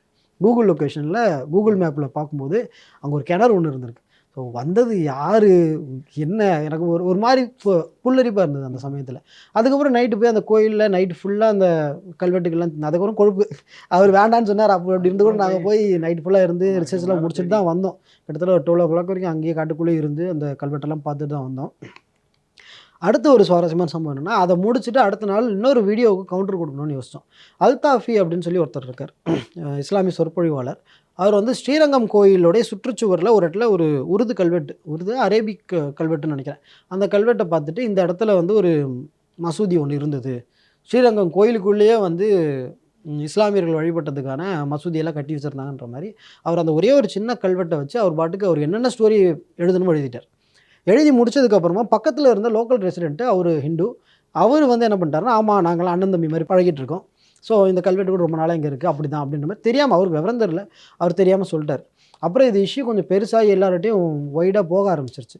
இதுக்கு நம்ம கவுண்டர் கொடுக்கணும் அப்படின்னு சொல்லிட்டு என்ன யோசிச்சோம்னா, நேரடியாக அந்த கல்வெட்டு தேடி போயிட்டோம். போய் அந்த கல்வெட்டை பார்த்தாச்சு. பட் இப்போ வந்து அந்த பேசினவர் இருக்கார் இல்லையா, ஆமாம் நாங்கள் இது ரொம்ப நாளாக அந்த கல்வெட்டு இங்கே இருக்குன்னு சொல்லி அந்த லோக்கல் ரெசிடென்ட் ஒருத்தர் பேசினார் இல்லையா, அவர் யாருன்னே எனக்கு தெரியாது. இவரை வந்து இவரை பார்த்தோம்னா தான் நமக்கு அந்த கல்வெட்டை பற்றின உண்மை தெரியும் அப்படின்னு சொல்லி யோசிச்சுட்டு கையை கட்டி நின்றுட்டு இருக்கோம். அவர் வந்து அது ஒரு வனபத்திரகாளியம்மன் கோயிலுடைய வாசலில் இருக்குது. நான் அந்த கோயில் வாசல்லே நின்றுட்டு இருக்கேன். ஸ்ரீரங்கம் எவ்வளோ பெருசுன்னு உங்களுக்கு தெரியும். அதுக்குள்ளே அவர் எங்கே போய் தேடுறதுன்னு தெரியல. நான் கையை கட்டிட்டு நான் பாட்டி யோசிச்சுட்டே நின்றுட்டு இருக்கேன். திடீர்னு பார்த்தா வாசலில் ஒரு சவுண்டு, கோயில் வாசலில் ஒரு பைக் ஒன்று சரிக்கு கீழே விழுந்துட்டார் ஒருத்தர். குடுகுடுன்னு போய் நம்மளை தாண்டி போய் கீழே விழுந்துட்டாரு. நான் கரெக்டாக பார்த்தேன் யாரோ விழுந்தாங்கன்னு. ஆனால் அது எங்களை பார்த்து தான் திரும்புறதுக்காக வரும்போது அப்படி திரும்ப லைட்டாக சறுக்கி விட்டாரு. அப்புறம் பார்த்தா இல்லை உங்க எதுக்கோ வந்திருக்கீங்களே. அவர் டக்குன்னு வந்து நான் போய் தூக்கி விடுறேன், இவர் பைக்கை தூக்குறாரு, நான் ஆளை தூக்கி ஃபேஸை பார்க்குறேன், பார்த்தா நம்ம யார் அப்படின்னு நினச்சப்போ அவரே வந்திருந்தார். ஸோ அது வந்து ஒரு சுவாரஸ்யமான சம்பவம். இதெல்லாம் ஒரு டிவைன் பிளெஸிங் இருக்கு அப்படிங்கிறது கண்டிப்பா. நான் அதான் சொல்லுவேன், பாலிடாக்ஸ் வந்து நானோ இவரோ நாங்களாம் நடத்துறது கிடையாது, அதுக்கு மேலே யாரோ ஒருத்தர் இருக்கு. அந்த A2B வீடியோ சொன்னேன் இல்லையா, அதுக்கும் அதே மாதிரி தான் நடந்தது. A2Bக்கு சென்னை மாதிரி ஒரு சிட்டி, அதுலேயும் அண்ணா நகருக்குள்ளே நரிக்குறவர் எங்கே போய் தேடும்? அந்த இடத்துல அவங்க எங்கே இருப்பாங்க சொல்லுங்கள். நாங்கள் அப்போது கிளம்பிட்டேன், இதுக்கு வந்து ஒரு வீடியோ போட்டாகணும், ஏதாவது ஒரு நரிக்குறவர் யாரையாவது பிடிச்சி நம்ம ஹோட்டலுக்குள்ளே போகணும். அவங்க விட்டுட்டாங்க அப்படின்னா பரவாயில்ல, இவங்க உண்மையிலே சமூக நீதியை காப்பாற்றுறாங்கன்னு சொல்லி அவங்கள பாராட்டி வீடியோ போடணும். அப்படி விடலை அப்படின்னா பெரியாரை பற்றி பேசிட்டு இவ்வளோதான் அவங்க சமூக நீதியான்னு கேட்கணும் அப்படின்ற மாதிரி தான் நம்ம யோசிச்சுட்டு போனோம். பட் நரிக்குறவருக்கு எங்கே போகிறது, எதை பற்றின ஐடியாவுமே எனக்கு கிடையாது. கரெக்டாக அந்த ஹோட்டல் வாசலே வந்தார் ஒருத்தர். ஜஸ்ட்டு நான் முருகான்னு நினச்சிட்டு நான் கிளம்பிட்டேன். கிளம்பி போய் ஹோட்டல் வாசலில் நின்றுக்கிட்டு யோசித்தேன் யாராவது இருப்பாங்களா அப்படின்னு யோசிக்கிறேன். டக்குன்னு பின்னாடி ஒரு கை தட்டி அண்ணா அப்படின்னாரு. யாருன்னு திரும்பி பார்த்தா நரிக்குறவர். ஓகே. ஸோ இது எல்லாமே நேச்சர் நமக்கு சப்போர்ட் பண்ணணும். நம்மளுடைய நோக்கம் நல்லா இருந்தது அப்படின்னா இயற்கை வந்து ஆட்டோமேட்டிக்காக நம்மளை சப்போர்ட் பண்ணுது அப்படின்றத புரிஞ்சுட்டு இதெல்லாம் வந்து நாங்கள் பார்த்த ஒரு நிறைய சுவாரஸ்யமான விஷயங்கள். ஏதாவது நிகழ்ச்சியான சம்பவங்கள் இருக்கா? திருவையாறில் நாங்கள் இந்த ஹிஸ்ட்ரி வீடியோ இந்த ரிசர்ச்சில் இருக்கும்போது திருவையாறில் அன்றைக்கி நைட்டு ஒரு இடத்துல ஸ்டே பண்ண வேண்டியதாக இருந்தது. ஸோ எங்கே ஸ்டே பண்ணுறது தெரியல. என்ன பண்ணோம், நம்ம அந்த திருவையாறு ஆத்தங்கரையிலே ஒரு இடத்துல ஸ்டே பண்ணிக்கலாம் அப்படின்னு சொல்லிட்டு காரை கொண்டே ஒரு இடத்துல நிறுத்திட்டு திருவையாறு ஆத்தங்கரையிலே நாங்கள் அந்த படித்துறையில் படுத்துட்டோம். படுக்கலான்னு படுக்கும்போது திடீர்னு பக்கத்தில் இருந்த வீட்டை சேர்ந்த நபர்கள் எல்லாருமே வந்தாங்க. வந்துட்டு தார்பை கொடுத்தாங்க, தண்ணி கொடுத்தாங்க, சாப்பிட்டீங்களான்னு கேட்டாங்க. அவங்க வீட்டு பையன் மாதிரி நம்ம படித்துறையில் படுத்திருக்கோம், அவங்க வீட்டு பசங்க மாதிரி அவங்க வந்து கேர் எடுத்து. நீங்கள் யாரும் தெரிஞ்சு பண்ண இல்லை, அதெல்லாம் அவங்களுக்கு எதுவுமே தெரியாது. நம்ம பாலிடாக்ஸ் அதெல்லாம் அவங்களுக்கு தெரியாது. யாரோ வந்து படித்துறையில் படுத்திருக்காங்க, அவ்வளோதான். வந்து அவங்க அவ்வளோ கேர் எடுத்துக்கிட்டாங்க. இதில் நான் நெகிழ்ச்சியான சம்பவம், சிரிக்கிறதா அழகிறதான்னு தெரியல. அந்த இடத்துல என்ன நடந்துச்சு அப்படின்னா, ஒரு மிட் நைட்டில் தண்ணி தாங்க அடிக்குது. நான் எந்திரிச்சு தண்ணி எங்கே கிடைக்குமான்னு பார்த்துட்டு இருக்கேன். பக்கத்தில் பைப்பில் போய் பிடிச்சிட்டு இருந்தேன். டக்குன்னு படுத்துருந்த ஒருத்தர் எந்திரிச்சு வந்து, தம்பி அதை வந்து பயன்படுத்துகிற தண்ணி தான், குடிக்கிற தண்ணி இல்லைப்பா, இரு நான் கொடுக்குறேன்னு சொல்லி வீட்டிலேருந்து மிட் நைட்டில் எந்திரிச்சு வந்து தண்ணி கொடுத்தாரு. தண்ணி கொடுத்தோடனே நன்றிண்ணா அப்படின்னு நான் சொன்னேன். சண்டைக்கு வந்துட்டார். என்ன நீங்கள் எப்படி நீங்கள் நன்றி சொல்லுவீங்க, மனுஷனுக்கு மனுஷன் வந்து ஒரு தண்ணி கொடுக்கறது கூட நன்றிலாம் சொல்லிங்கன்னா இதெல்லாம் நான் எங்கே போய் சொல்கிறது, என்ன காலம் இப்படி மாறி போய் கூட சண்டை கொண்டார் அவர். நன்றி தானேங்க சொன்னேன் அப்படின்றது. ஆனால் உண்மையிலே திருவையாறு மக்களுக்கு வந்து என்றைக்குமே நான் நினச்சி பார்ப்பேன், இந்த அளவுக்கு அவங்க யாரோ படித்துறையில் படுத்துறவங்க சாப்பிட்டீங்களான்னு கேட்டது, அவங்க படுக்கிறது பாய் பெட்ஷீட்லாம் கொண்டு வந்து கொடுத்தது, நன்றி சொன்னதுக்கு சண்டைக்கு வந்தது. இந்த மாதிரி வேல்யூஸ் அப்படிங்கிறது சிட்டியில் பார்க்க முடியல அப்படிங்கிற ஒரு ஆதங்கமாக. கண்டிப்பாக சிட்டியில் நம்ம இந்த அளவுக்கு பார்க்க முடியாது. பக்கத்து வீட்டில் குழம்பு கட்டாலே கதை சேர்த்துருவாங்க, கோ அண்ட் ஆஸ் செக்யூரிட்டி அப்படிமாங்க. அங்கே வந்து உண்மையிலே இதெல்லாம் நெகிழ்ச்சியான சம்பவம். இப்போ நீங்கள் நேஷனலிஸ்டிங் கண்டென்ட் கிரியேட் பண்ணிட்டு இருக்கீங்க. இன்னொரு பக்கம் இந்த திராவிட ஊடகவியலாளர்கள் அவங்கள பற்றி பேசியே ஆகணும். நீங்கள் ரொம்ப அதிகமாக ஃபாலோ பண்ணக்கூடிய திராவிட ஊடகவியலாளர்கள் இருக்காங்களா? என்னமா கூறாண்டா கொய்யா அப்படின்ட்டு யாரும் இருக்காங்களா? அந்த மாதிரினா நம்ம தமிழ் கேள்வி செந்தில் ஒருத்தர், கார்த்திகை செல்வன் சொல்லலாம். இவங்க ரெண்டு பேரையுமே அப்பப்போ பார்ப்பேன், இவங்க எப்படியெல்லாம் உருட்டுறாங்க அப்படின்னு. தமிழ் கேள்வி செந்தில் கூட யாருக்காவது இவருக்கு கவுண்டர் கொடுத்தே ஆகணும் அப்படின்னு நீங்கள் நினச்சது, நீங்கள் அதுக்கு முயற்சி எடுத்தது? அது வந்து கவுண்டர் கொடுக்கணும்னு நினச்சது பார்த்தீங்கன்னா, இந்த திராவிட ஐடியாலஜியில் இலக்கியங்களை பற்றி நிறைய பேர் பேசுவாங்க. ஏதோ இவங்களாம் இலக்கியத்தை கரைச்சி குடிச்சவங்க மாதிரியே பேசுவாங்க. அந்த மாதிரி பேசக்கூடிய கவுண்டர் கொடுக்கணும். குறிப்பாக அவங்க அந்த மதிவதனின்னு ஒருத்தவங்க, அவங்க சங்க இலக்கியம்லாம் எடுத்து போட்டு புரட்டி பார்த்த மாதிரி அவங்க பாட்டுக்கு பேசுவாங்க. சங்க இலக்கியத்தில் லிவிங் டுகெதர் இருக்குது, அப்படி இருந்துச்சு இப்படி இருந்துச்சு அப்படின்ற மாதிரி பேசுவாங்க. வள்ளலார் வந்து இறை மறுப்பாளர் அப்படின்னு பேசுவாங்க. போகர் வந்து இறை மறுப்பாளர் அப்படின்னு பேசுவாங்க. போகர் இறை மறுப்பாளர். அப்புறம் இதுக்கே பழனியில் அவர் அவ்வளோ பெரிய முருகன் சிலை செஞ்சு வச்சார். இப்போ சமீபத்தில் சுகிசிவத்துக்கு கவுண்டர் கொடுக்கணும்னு சொல்லி வச்சுட்டு இருக்கோம். சுகிசிவம் வந்து முன்னாடி என்ன சொன்னார்னா, முருகனும் சுப்பிரமணியனும் ஒன்றும் இல்லைன்னு சொன்னார். அதுக்கு ஒரு வீடியோ போட்டோம். அப்புறம் என்னாச்சுன்னா, பழனியில் கொடிமரமே கிடையாது அப்படின்னு சொல்லி போட்டார். இப்போ பழனியில் இருக்கிறது முருகனே கிடையாதுன்னு சொல்லியிருக்கிறார். முருகனே கிடையாது. ஆமாம், இப்போ லேட்டஸ்ட்டாக ஒரு வீடியோ ஒன்று வந்திருக்குது. பழனியில் இருக்கிறது முருகனே கிடையாது. இவர்களுடைய நோக்கம் என்னவாக இருக்கும்னு நினைக்கிறீங்க? ஏன்னா ஆரம்பத்துல ஒரு மாதிரி ஆரம்பிக்கிறாங்க, அடுத்து போக போக போக இந்த மாதிரி கருத்துக்களை முன்வைக்கிறதுக்கான நோக்கம் என்னன்னு நினைக்கிறீங்க? நோக்கம் என்ன, அவங்க அடுத்து இவங்களுக்குலாம் பெருசாக நோக்கம் கிடையாது. இவங்களுக்கு ஒரு நோக்கம் என்ன அப்படின்னா, இப்படியெல்லாம் பேசினா தான் ரூலிங் கவர்மெண்ட் சைடில் நமக்கு ஏதாவது கிடைக்கும். அதுக்கு வாங்கியிருக்கிற சுகிசிவம் வந்து ஹெச்ஆர்என்சியில் அட்வைசராக இருக்கிறாரு. ஸோ அந்த மாதிரி அவங்களோட பர்சனல் பெனிஃபிட்டுக்காக என்ன சொல்கிறது, நம்ம வந்த வழியவே கலாய்க்கிறது அப்படின்றது, அதுக்கு எதிரான தப்பான விஷயங்களை மக்கள்கிட்ட கொண்டு போய் சேர்க்கறது அப்படின்றது அவ்வளோ சரியான விஷயம் இல்லை. அவங்க நோக்கம் அவங்களோட பர்சனல் பெனிஃபிட், அவ்வளோதான். ஓகே. ஆமாம். ஏதாச்சும் ஒரு திராவிட ஊடகவியலாளரோட இல்ல திராவிட சிந்தனையாளரோட 1-to-1 டிஸ்கஷன் போட்டு டிபேட் பண்ணணும்னா யாரு கூட போவீங்க? மதிவதனி. நீங்க ஆ, முதல்ல மௌன விரதமாவே இருக்கீங்களே. நான் பேச வேண்டியதுல அவரே ஆமா பேச. இவரே பேசிட்டாரு. நானும் மதிவதனையும் வச்சுக்கலாம். வேற யாராவது சொல்லுங்க. சுபவீரபாண்டியன். சுபவீரபாண்டி. என்ன காரணம்?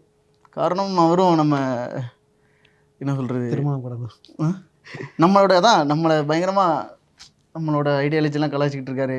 ஓகே. திருமணம் கடந்த உறவு அந்த மாதிரியான விஷயங்கள்லாம் கேட்கலாம். எப்படி ஒரு சொசைட்டியில் திருமணமான ஒரு பொண்ணு இன்னொருத்தரோட தொடர்பில் இருக்கிறத வந்து நீங்கள் நியாயப்படுத்துவீங்க? அது அவங்க அவ்வளோ பர்ஃபெக்டாக திருமணம் கடந்த உறவுன்னு சொல்லணும், கள்ளக்காதல்னு சொல்லக்கூடாது. அப்படின்னா நெக்ஸ்ட்டு வர ஜென்ரேஷனுக்கு நம்ம எந்த மாதிரியான படிப்பினையை நம்ம கொடுக்குறோம்? இதெல்லாம் ரொம்ப நம்ம ஜனரஞ்சகப்படுத்திட்டோம் அப்படின்னா அப்போ அந்த பசங்க என்ன பண்ணுவாங்க? ஆல்ரெடி ஸ்கூல் காலேஜில் என்ன நடக்குதுன்னு நமக்கு நல்லா தெரியும். ஃப்ரெண்ட்ஸ் வித் பெனிஃபிட்ன்றாங்க, கஞ்சா ஈஸியாக புழக்கத்தில் இருக்குது, ஆல்கஹால் அடிக்கலன்னா பூமருங்கிறாங்க. ஆமாம், நெத்தியில் பொட்டு வச்சுட்டு இருந்தால் பூமர்ன்றான், சிகரெட் அடிக்கிறவனு ஹீரோன்றான். இந்த அளவுக்கு ஆல்ரெடி சொசைட்டி டோட்டலாக தலைகீழாக போயிட்டு இருக்கும்போது இருக்கிறது நம்ம காப்பாற்றி வச்சுருக்கிறது ஃபேமிலி ஸ்ட்ரக்சரை மட்டும்தான் காப்பாற்றி வச்சுருக்கிறோம். அந்த ஃபேமிலி ஸ்ட்ரக்சரையே டோட்டலாக நம்ம கெடுக்கணும் அப்படின்னா அதுலேயே போய் நம்ம திருமணம் கடந்த உறவுன்னு கொண்டு போய் வைக்கிறோம் அப்படின்னா அது என்ன மாதிரியான ஒரு படிப்பனை நெக்ஸ்ட் ஜென்ரேஷன் நம்ம கொடுக்க சொல்லுங்கள். ஸோ இவங்களெல்லாம் நேரடியாக கேள்வி கேட்கறதுக்கு ஆளே இல்லையான்னு நமக்கு தோணும். இப்போ கேள்வி கேட்க வேண்டிய ஜேர்னலிஸ்ட் இருக்காங்க இல்லையா, அவர்களுடைய இரட்டை நிலைப்பாடு அப்படிங்கிறது நாளுக்கு நாள் எக்ஸ்போஸ் ஆகிட்டே இருக்கு. நீங்க பெரிதும் இப்படி இல்லாமப்பா இருப்பாங்க ஜேர்னலிஸ்ட் அப்படிங்கிற போர்வையில் இப்படி இல்லாம இருப்பாங்க அப்படின்னு உங்களுக்கு ஏதாவது சம்பவங்கள் இல்லை ஆட்கள் நீங்க? கார்த்திகை செல்வன் கட்டாயமாக சொல்லி ஆகணும். கார்த்திகை செல்வனை சார் வந்து நீங்கள் நல்லா பார்த்துருக்கீங்க. இந்த புதிய தலைமுறையுடைய ரிப்போர்ட்டர்ஸ்லாம் அண்ணாமலை அவர்கள்கிட்ட ஸ்ட்ரெயிட்டாக கேள்வி கேட்கும்போது முன்னாடி காலை தூக்கி அந்த பேரிகேடு மேலே வச்சு திமிரா பேசுறது, நேராக அவருடைய கேபின்குள்ளேயே போய் கத்தி பேசுறது, சத்தமாக பேசுறது, இந்த மாதிரிலாம் இவ்வளோ தைரியமாக பேசுகிறாங்க. பாராட்டுகள். ஒரு ஜேர்னலிஸ்ட்டுக்கு ஒரு ஸ்டேட் பிரசிடென்ட்டோட கேபின்குள்ளேயே போய் பேசுகிற அளவுக்கு உங்களுக்கு தெம்பு இருக்குது, தைரியம் இருக்குது அப்படின்னா ஓகே, வாழ்த்துக்கள்.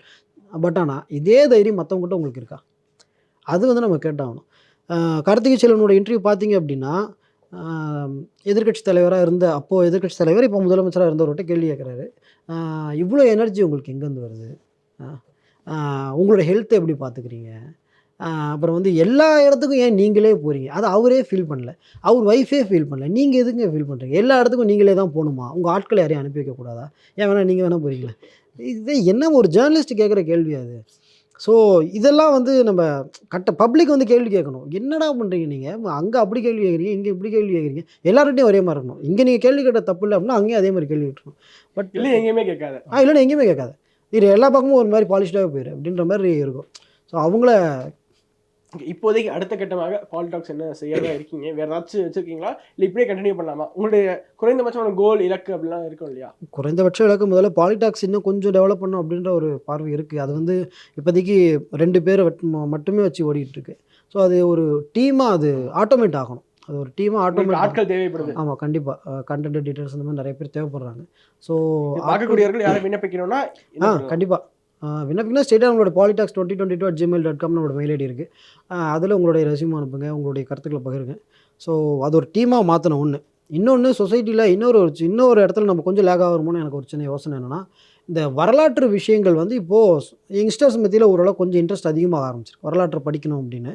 பட் அதை வந்து மக்கள்கிட்ட கொண்டு போய் சேர்க்கக்கூடிய நபர்கள் ஏதோ ஒரு ஐடியாலஜி சார்ந்தவர்களாக இருக்காங்க. என்ன இருக்கோ அதை அப்படியே கொண்டு போய் சேர்க்க மாட்டாங்க. அவங்களுக்கு விருப்பப்பட்ட மசாலாவெல்லாம் உள்ளே சேர்க்க ஆரம்பிக்கிறாங்க. அதில் 2-3 சேனல்ஸ் ஃபெமிலியரான சேனல்ஸு அவங்க என்ன பண்ணுறாங்க அப்படின்னா, கங்கை கொண்ட சோழபுரம் பெரிய கோயில் எல்லாத்தையும் வீடியோ எடுத்து போடுறாங்க. அங்கே வந்து சிதிலமடைஞ்சிருக்கக்கூடிய இடங்கள்லாம் காட்டுறாங்க. இப்போது இன்றைக்கி நம்ம பார்க்கக்கூடிய கங்கை கொண்ட சோழபுரம் வந்து ராஜேந்திர சோழன் கட்டணத்தில் 80% கூட கிடையாது. அதுக்கப்புறம் வந்தவங்க அதை கொஞ்சம் ரெனோவேட் பண்ணி கொடுத்துருக்காங்க, அவ்வளோதான். வெறும் 20% தான் அவர் கட்டணத்தில் இப்போ இருக்கிறது. மற்றதெல்லாம் இடிச்சிருக்காங்க. பட் ஆனால் இந்த ஹிஸ்ட்ரியை பற்றி வீடியோ போடக்கூடிய நபர்கள் யாருமே அதை யார் இடித்தாங்க, எதுக்காக இடித்தாங்க? இந்திய மன்னர்கள் யாருக்குமே கோயில் இடிக்கக்கூடிய பழக்கம் கிடையாது. மாரவர்மன் சுந்தரபாண்டியன் படையெடுத்து வந்தார். வந்ததன் மூலமாக அரண்மனைகளை இடித்தார், கோட்டைகளை இடித்தார், இல்லை பள்ளிப்படைகளை இடித்தார். பட் ஆனால் கோயில்களை அவர் இடிக்கலை. அப்படி இருக்கும் எந்த இந்திய மன்னருமே கோயில்கள் இடிக்கல. ஆனால் நம்மளோட கோயில்கள் இடிஞ்சிருக்கு. அப்போ யார் இடித்தாங்க அப்படின்றத இவங்க பதிவு பண்ணவே மாட்றாங்க. வராங்க, இதெல்லாம் சிதிலம் அடைஞ்சிருக்கு, காலப்போக்கில் சிதையிற மாதிரியான கோயிலையும் அவங்க கட்டி வச்சுருக்காங்க. அப்போது இந்த கோயிலை இடித்தது யார் அப்படின்றத மக்கள்கிட்ட அவங்க பதிவு பண்ணுறதே கிடையாது. ஸோ அப்போ நம்ம வரலாற்று விஷயங்களை நம்ம கொஞ்சம் லேக் ஆகிறோம் அப்படின்னு யோசித்தோம். ஸோ அடுத்ததாக பாலிடாக்ஸ் வந்து கொஞ்சம் ஹிஸ்டாரிக்கல் சேனல் ஒன்று ஆரம்பிக்கணும். புதிய வெஞ்சராகவா இல்லைனா இதே சேனலில் இல்லை, இன்னொரு சேனலே புதுசாக ஒன்று ஆரம்பிக்கணும் அப்படின்னு யோசிச்சிருக்கோம். சேனலாக ஆரம்பிக்கணும் அப்படிங்கிறது. ஆமாம். இன்னொன்று ஹிஸ்ட்ரின்னு சொன்னோடனே உங்களுடைய ஒரு முக்கியமான வீடியோ, எனக்கு ரொம்ப பிடிச்ச வீடியோ அப்படின்னா, நீங்கள் பட்டியலினத்தவர் வந்து மாட்டுக்கறி சாப்பிடுவாங்களா அப்படிங்கிறத ஒரு பிளாகாவே, ஒரு பாக்ஸ் பாப்பாவே பண்ணியிருந்தீங்க இல்லையா? அந்த ஒரு எக்ஸ்பீரியன்ஸ் எப்படி இருந்துச்சு? அதனால பண்ணணும்னு எப்படி தோணுச்சு முதல்ல? ஏன்னா கவுண்டர் கொடுக்கறது அப்படிங்கிறது ஸ்டுடியோவில் உட்காந்துக்கிட்டு ஒரு நாங்களா கவுண்டர் கொடுப்போம். பட் இந்த மாதிரி கடத்துக்கே சென்று கவுண்டர் கொடுக்கறது அப்படிங்கிறது உங்களுக்கு எப்படி அந்த எண்ணம் வந்துச்சு? ஸோ ஃபஸ்ட்டு வந்து பீஃப் சாப்பிடணுமா சாப்பிடக்கூடாதா அப்படின்ற டிஸ்கஷன் வந்து வேண்டியதில்லை. அவங்கவுங்க விருப்பப்பட்டதை சாப்பிடலாம். ஓகே, இந்தியன் கான்ஸ்டியூஷன் அதுக்கு அனுமதி கொடுக்குது. பட் ஆனால் சம்மந்தமே இல்லாமல் ஒரு விஷயத்தை ப்ரமோட் பண்ணுறதுன்றது திணிக்கிறது. நீங்கள் வந்து இப்போது ஹிந்தி 3ஆவதாக ஒரு லாங்குவேஜ் படிங்கன்னு சொன்னாலே நீங்கள் ஹிந்தியை திணிச்சிருவீங்க அப்படின்னு சொல்கிறாங்க, ரைட்? அப்படி இருக்கும்போது ஒரு குறிப்பிட்ட அசைவ உணவை நீங்கள் வந்து ப்ரமோட் ஏன் பண்ணுறீங்க? பப்ளிக் ப்ரோக்ராமில் வச்சு அந்த கறி இந்த கறி பெரிய கறி அப்படின்னு பாட்டு பாடுறது, இதை ப்ரமோட் பண்ணுறது எதுக்காக? விருப்பப்பட்டவன் சாப்பிட்றான், விருப்பப்படாதவன் சாப்பிடாமல் இருக்க போகிறான். அதை ப்ரமோட் பண்ணுறான்னு நீங்கள் என்ன சொல்ல வரீங்க? அப்போது ஒரு குறிப்பிட்ட மக்களுடைய உணர்வு அதை சாப்பிடக்கூடாதுன்ற உணர்வு, அதை அப்படியே சத்தம் இல்லாமல் கடந்து போகிறத விட்டுட்டு அதை ப்ரமோட் பண்ணி நீங்கள் சாப்பிட வைக்கணும் அப்படின்னு சொல்லிட்டிங்கன்னா, தேவையில்லாமல் இன்னொருத்தர் உணர்வை புண்படுத்தணுன்றது உங்களுடைய நோக்கம், ரைட்? இதில் இன்னும் ஒரு படி மேலே போய் பட்டியல் சமூகத்தவர் எல்லாருமே வந்து இப்போ மாட்டுக்கறி தான் சாப்பிடுவாங்க, அவங்களுடைய மெயின் ஃபுட்டே மாட்டுக்கறி தான் அப்படின்ற மாதிரியான ஒரு நரேட்டிவ் போயிட்டே இருந்தது. எனக்கு நிறைய பட்டியல் சமூக ஃப்ரெண்ட்ஸ் இருக்காங்க. அவங்ககிட்டலாம் கேட்கும்போது அப்படிலாம் கிடையாது மச்சான், நாங்கள்லாம் சாப்பிட்டதே கிடையாது அப்படின்னு தான் சொல்லுவாங்க. பட் ஆனால் பப்ளிக்கில் ஒரு நரேட்டிவ் எப்படி போகுதுன்னா, நீ மாட்டுக்கறி சாப்பிட்ணும் அப்படின்ற மாதிரி நரேட்டிவ். நம்ம சீமான் கூட பேசியிருப்பார். இப்போ ஒரு 1/2 கிலோ மாட்டுக்கறி எடு, ரெக்கையை தூக்கிட்டு நட அப்படின்னா, நட எங்கேயா இப்போ வாங்கிட்டு நடந்தவா. ஸோ அப்போ இந்த நரேட்டிவை உடைக்கணும், உண்மை என்னன்றதை கொண்டு போகணும் அப்படின்னு சொல்லிட்டு நாங்கள் என்ன பண்ணோம், பட்டியல் சமூகத்தவர் இல்லை, அவங்க சொல்ல வந்தது என்னென்னா, ஸ்லம்ஸில் இருக்கக்கூடிய மக்கள் சாப்பிடுவாங்க அப்படின்னு சொல்லுவாங்க. ஸோ நாங்கள் ஸ்லம்முக்கே கேமரா எடுத்துகிட்டு போயிட்டு அங்கே இருக்கக்கூடிய மக்கள்கிட்ட கருத்துக்களை கேட்போம்னு சொல்லிட்டு இந்த ஸ்டேட்டாக கேட்கும்போது ஒரு ஷாக்கிங் கிளைமேக்ஸ் என்ன அப்படின்னா, அவங்க எல்லாருமே சொன்னது, நாங்கள் மாட்டுக்கறி சாப்பிட்றதுல தம்பி, நாங்கள் போர்க்கு தான் சாப்பிடுவோம் அப்படின்னா. எங்களோட மெயின் ஃபுட்டு போர்க்கு தான் எங்களுக்கு. அதாவது நாங்கள் போன இடத்துக்கு பின்னாடி தான் நிறைய போர்க் கடைங்க இருந்தது. பட் ஆனால் இப்போ அது ஏதோ ஒரு காரணத்துக்காக இப்போ எங்கேயுமே இல்லை அப்படின்ற மாதிரி ஒரு சாக்கான. அங்கே ஒரு பெரிய கிரவுண்ட் ஒன்று இருக்குது. அந்த கிரவுண்டு ஃபுல்லாக போர்க்குக்கான சந்தையே இருந்ததுங்க. இப்போ அப்படியே ஆட்டு சந்தைகள்லாம் இருக்குது. அந்த மாதிரி போர்க்குக்கான ஒரு சந்தையே இருந்ததாங்க. பட் இப்போ வந்து அந்த சந்தை நடக்கிறது இல்லை. போர்க்கு கடை வச்சா இன்டைரக்டான மிரட்டல்கள் வருது, எங்களால் போர்க்கு கடை வைக்க முடியலை அப்படின்றாங்க. எங்களோட மெயின் ஃபுட் போர்க்கு தான், போர்க்கு சாப்பிட முடியல, அதனால நாங்கள் பீஃபுக்கு மாறுறோம் அப்படின்றாங்க. ஸோ அப்போ நீங்கள் நல்லா கவனிச்சு பாருங்கள், இந்த ஜென்ரேஷன் தான் மாற்றம் அப்படிங்கிறது. அவங்க சாப்பிட்டுட்டு இருந்த ஒரு உணவை வேணும்னே கம்மி பண்ணி சாப்பிட விடாமல், அதை சேல்ஸ் பண்ண விடாமல் தடுத்து அவங்கள இன்னொரு உணவை நோக்கி நகர்த்துறாங்க. இது வந்து ஒரு அப்பட்டமான ஒரு திணிப்பு. இன்டைரக்டாக அவங்கள வந்து கொண்டு போய் நீங்கள் போர்க்கு இது பீஃப் சாப்பிட்டே ஆகணும் அப்படின்னு சொல்லி அவங்க வாயில் திணிக்காத குறையாக திணிக்கிறாங்க. அவங்க சாப்பிட்ற ஒரு உணவை வேணும்னே குறைச்சி, இது வெள்ளைக்காரன் பண்ண அதே டெக்னிக் தான். வெள்ளைக்காரன் என்ன பண்ணா, இந்தியாவில் பஞ்சத்தை ஏற்படுத்தினா, பசி பட்டினின்னு வரும்போது டக்குன்னு அவங்களோட மிஷினரிஸை உள்ளே இருக்குன்னா, நான் உனக்கு பிரெட்டு தரேன், நீ இந்த பக்கம் வா, மதம் மாறு அப்படின்னு சொன்னாங்க. அதே தான் இன்டைரக்டாக என்ன பண்ணாங்க, போர்க்கை குறைச்சி அவங்கள பீஃப் நோக்கி நகர்த்துறாங்க.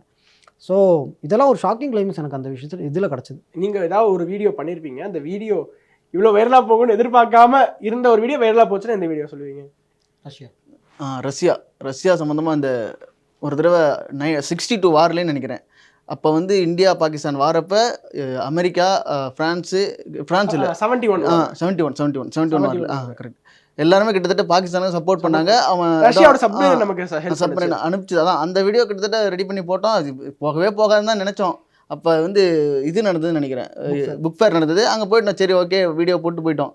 போய் வந்து பார்த்தா 1 மில்லியன் ரீச், எதிர்பார்க்கவே இல்லை. அந்த டைம் தான் இன்னும் ஏதோ அப்போ வார் டைமில், ரஷ்யா வார் அப்போ. ஓகே, இறுதியாக என்னுடைய ஒரே கேள்வி, ஒரு நேஷனலிஸ்ட் எக்கோசிஸ்டம் இங்கே பில்ட் ஆகணும்னு நினைக்கிறீங்களா? அப்படி உருவாகணும் என்றால் என்ன செய்ய வேண்டும்? சோஷியல் மீடியாவில் இப்போ சோஷியல் மீடியாங்கிற அந்த டூல் தான் ரொம்பவே பவர்ஃபுல்லான ஒரு டூலாக இருக்குது. எப்பேற்பட்ட மனுஷனையும் இது இவன் சொல்றது கரெக்டா தானப்பா இருக்கு அப்படின்னு ரொம்ப ஸ்ட்ராங்கா பிலீவ் பண்றவங்க கூட டக்கு இப்படி மாறக்கூடிய வாய்ப்பு இருக்கக்கூடிய சூழல்ல நான் என்ன யோசிக்கிறேன்னா, நேஷனலிஸ்ட் எக்கோசிஸ்டம் அப்படின்னு சொல்றது, ரைட் விங் எக்கோசிஸ்டம்னு சொல்றதை விட ஒரு நியூட்ரலான எக்கோசிஸ்டம் நமக்கு வேணும். ஓகே, யார் தப்பு பண்ணாலுமே கேள்வி கேட்கக்கூடிய தைரியம் இருக்கணும்.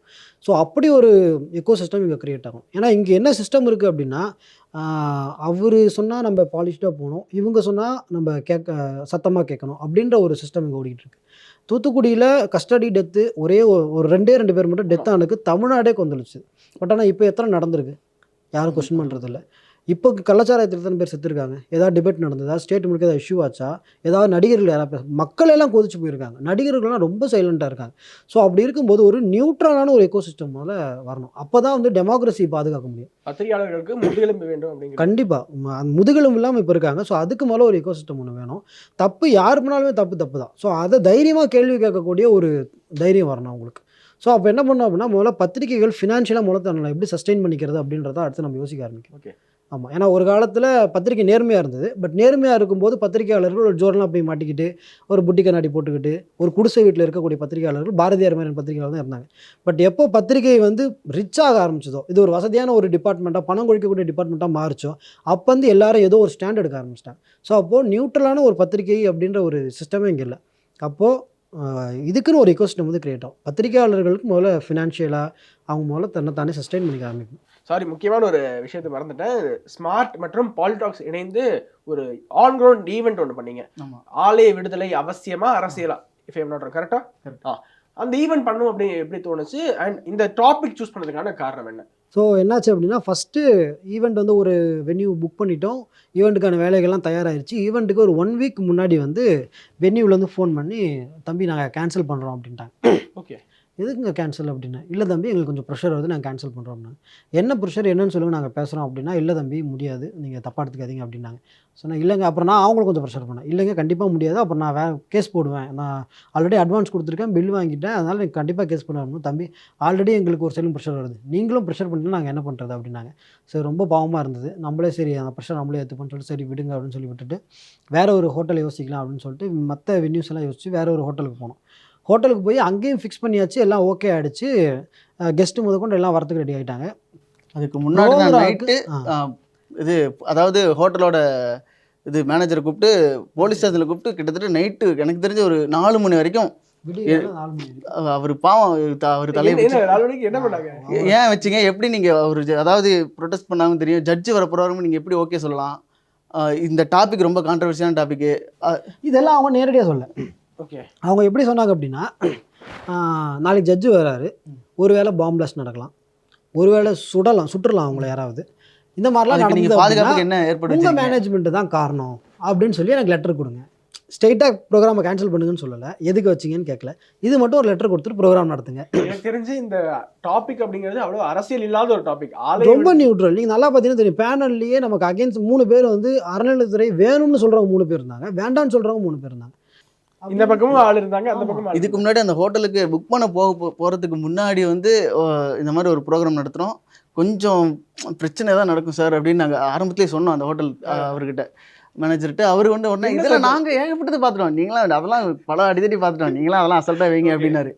சரி, நாங்கள் அப்படி மனசில் யோசிச்சுக்கிட்டோம், நீங்கள் நடக்கும் பாருங்க அப்படின்னு. இது எதிர்பார்க்கல. ஆமாம், அவர் எதிர்பார்க்கல. அவர் அதுக்கப்புறம் சொன்னார், இந்த அளவுக்கு நான் எதிர்பார்க்கல அப்படின்னு. ஸோ அந்த அளவுக்கு அவங்கள ப்ரெஷர் பண்ணி அப்புறம் அவங்க கடைசியில் தம்பிக்கு தயவு செஞ்சு கேன்சல் பண்ணிருந்த தம்பி ப்ரோக்ராம் அப்படின்னாங்க. போலீஸ் ஸ்டேஷனில் இல்லை, அவங்க நம்மளை நேரடியாக போலீஸ் ஸ்டேஷனில் அவங்க கான்டாக்டே பண்ணல, வெறும் ஃபோன் பண்ணி ப்ரோக்ராம் எப்போ சார், ஜட்ஜ் எப்போ சார் வருவாங்க, எங்கே சார் நடக்குது, இதை மட்டும் தான் கேட்டாங்க. அவங்க மிரட்டினது ஃபுல்லாமல் வந்து மேனேஜ்மெண்ட்டு தான் மிரட்டினாங்க. ஸோ போட்டு அவங்கள இந்த மாதிரிலாம் மிரட்ட அவங்க கேன்சல் பண்ணலான்னு சொல்லி கேட்டாங்க. நான் உடனே என்ன பண்ணேன் அப்படின்னா, நம்ம அட்வொகேட்ஸ் ஒரு 2 பேர், நம்ம தம்பி ஒருத்தர், தம்பியோட பேர் இங்கே சொல்ல முடியாது. ஸோ அவர் 2 தம்பிங்க 2 பேருமே லா ஸ்டூடெண்ட்ஸு, அவங்கள கூட்டிகிட்டு ஸ்ட்ரைட்டாக மேனேஜ்மெண்ட்டுக்கே போய் உட்காந்து என்ன பிரச்சனைன்னு கேட்டால் அவங்க இந்த மாதிரிலாம் ப்ரெஷர் வருதுன்னு சொல்லி சொன்னாங்க. அவங்களுக்கு கொஞ்சம் தைரியம் கொடுத்தோம். தைரியம் கொடுத்ததுக்கப்புறம் அவங்க என்ன பண்ணாங்க அப்படின்னா, சரி நாளைக்கு தான் அசம்பாவிதம் இது நடந்தது அப்படின்னா நீங்கள் பொறுப்புன்னு எனக்கு எழுதி கொடுங்க அப்படின்னு சொல்லி ஸ்மார்ட்டனோட லெட்டர் பேடில் ஸ்மார்ட் தான் பொறுப்பு அப்படின்னு சொல்லி மிட் நைட் எனக்கு தெரிஞ்சு இந்த லெட்டர் நாங்கள் ப்ரிப்பேர் பண்ணும்போது ஒரு 3 மணி இருக்கும். 3 மணி வரைக்கும் மாறி சண்டை. நாங்கள் இப்போ தாங்க எங்களை போலீஸ் ஸ்டேஷன் கூப்பிட்ருக்காங்க அப்படின்னு சொல்லி அந்த ஹோட்டலோட மேனேஜர் போலீஸ் ஸ்டேஷன் போகிறாரு, வராரு, திரும்ப வராரு, கூப்பிட்றாங்க. எப்படியெல்லாம் அழகழிக்க முடியுமோ, நான் காவல்துறையினர் குற்றம் சொல்ல, அவங்களுக்கு எங்கே வந்து ப்ரெஷர். அவங்க அதனால அந்த மாதிரி பண்ணியிருக்காங்க. ஸோ இப்படி ஒரு ப்ரெஷருக்கு மேலே கடைசியாக ஒரு 3 மணிக்கு வந்து இதை நிறுத்த முடியாது போல் அப்படின்னு அவங்க டீல் விடும்போது, நாங்கள் தான் பொறுப்புன்னு சொல்லி நாங்கள் எழுதி தரோம் அப்படின்னு சொல்லி, நாளைக்கு எந்த அசம்பாவிதம் நடந்தாலும் நாங்கள் தான் பொறுப்பு அப்படின்னு சொல்லி மிட் நைட் ஒரு 3 மணிக்கு லெட்டர் பேட் ரெடி பண்ணி பெங்களூரில் மீனாஜி இருக்காங்க.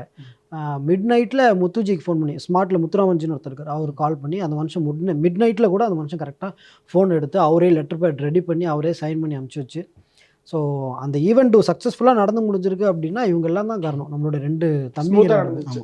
அதுக்கப்புறமா அதுக்கப்புறம் ப்ரோக்ராம் நடந்துட்டு இருக்கும்போதே ஒரு 4-5 பேர் உள்ள புந்தாங்கன்ற ஒரு தகவல் வந்துச்சு. மைக்கை வாங்கிட்டாங்க. பர்சனலாக லாஸ்ட்டாக வந்து பப்ளிக் ஒப்பீனியன் கேள்வி கேட்கலாம் அப்படின்ற மாதிரி வரும்போது ஒருத்தருங்க நம்ம இன்ட்ராக்ஷன் செஷன் மாதிரி வச்சுருந்தோம். ஆமாம். ஸோ அதில் வந்து கேள்வி கேட்கும்போது கொஞ்சம் கான்ட்ரவர்சி பண்ணணும் அப்படின்னு ட்ரை பண்ணாங்க. வந்து ஒரு 2-3 பேர் வந்திருந்தாங்க. அது இல்லாமல் கொஞ்சம் பேர் வந்து ஒரு சில காமெடி பண்ணாங்க. ஐபியிலேருந்து வந்திருந்தாங்க. அவங்க வந்து இது ஆடியன்ஸ் மாதிரி உள்ளே வந்து உட்காந்துக்கிட்டு எங்கிட்ட வந்தாங்க. வந்துட்டு, தம்பி உங்கள் வீடியோலாம் பார்க்குறேன், நல்லா இருக்குது, பாலிடெக் சூப்பராக பண்ணுறீங்க, வாழ்த்துக்கள், ப்ரோக்ராம்லாம் வேறு லெவலில் பண்ணிட்டீங்க, உங்களுக்கு அப்போ செருப்படி சவுக்கடின்னு பேசிகிட்டு இருந்தாங்க. அவங்க கட்டிங்க பார்த்தாலே தெரியுது ஆள் யாருன்னு. நான் அமைதியாக பார்த்துட்டு இருந்தேன். முடிச்சுட்டு எந்த ஸ்டேஷன் சார் அப்படின்னு கேட்டேன். அவங்க கீழ்ப்பாக்கம் தம்பி அப்படின்னு. ரைட் சார் அப்படின்னு. ஓகே அப்படின்னு. எத்தனை பேர் சார் இருக்கீங்க அப்படின்னு. இந்த மாதிரி ஒரு ஈவெண்ட் நடக்கக்கூடாது அப்படிங்கிறதுக்கு அரசாங்கத்துக்கு எண்ணம் இருக்குன்னு நினைக்கிறீங்களா? கண்டிப்பாக அதுக்கு உனக்கே ஆகணும் எப்படியாச்சும் அப்படின்னு அவங்க ப்ரெஷர். அதாவது இது வேற யாரா வந்து வேற கெஸ்ட் வந்திருந்தா மேபி கண்டுக்காம இருந்திருப்பாங்க.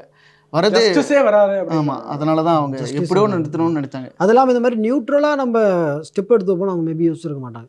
ஏன்னா நம்ம ரைட் விங் அப்படின்ற மாதிரி ஸ்டெப் எடுத்து வச்சுட்டோம் அப்படின்னா அது ரைட் விங்காக போயிடும், காமன் ஆடியன்ஸை அது எஃபெக்ட் பண்ணாது.